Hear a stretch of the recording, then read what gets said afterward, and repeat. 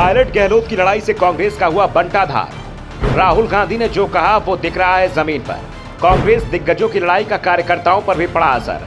चुनाव के समय अब पायलट समर्थक हो रहे हैं उग्र। राजस्थान में विधानसभा चुनाव से पहले कांग्रेस की ओर से खबर आई कि 4 साल से आपस में लड़ते चले आ रहे राज्य के सीएम अशोक गहलोत और पूर्व डिप्टी सीएम सचिन पायलट के बीच समझौता हो गया है। वैसे इस खबर में सच्चाई भी दिखाई दी जब दोनों नेताओं ने एक दूसरे के खिलाफ बयानबाजी को एकदम से बंद कर दिया, लेकिन ये पूरी सच्चाई नहीं दिखाई दे रही है। बयानबाजी नेताओं के स्तर पर भले ही बंद हुई हो, लेकिन कार्यकर्ताओं के बीच दूरियां साफ साफ दिखाई दे रही हैं और इसमें सबसे बड़ा नुकसान गहलोत समर्थकों को होता दिखाई दे रहा है, खासतौर पर उन विधायकों को जो पायलट समर्थक माने जाते थे और मौका देखकर पलटी मारकर अशोक गहलोत के साथ चले गए।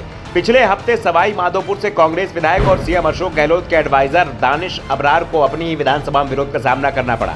देवनारायण भगवान के सम्मान में आयोजित किए गए कार्यक्रम में पायलट के समर्थकों ने उनके खिलाफ जमकर नारेबाजी की और उन्हें पायलट का गद्दार तक करार दे दिया।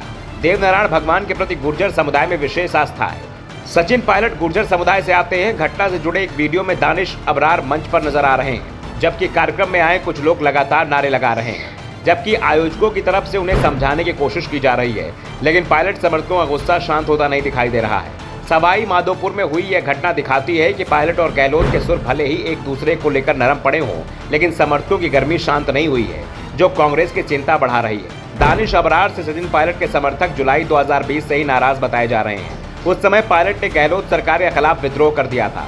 पायलट राजस्थान कांग्रेस के 18 विधायकों के साथ हरियाणा के मानेसर पहुंच गए थे। तब कांग्रेस विधायक दानिश अबरार, चेतन दुदी और रोहित बोहरा की गिनती पायलट समर्थकों में होती थी।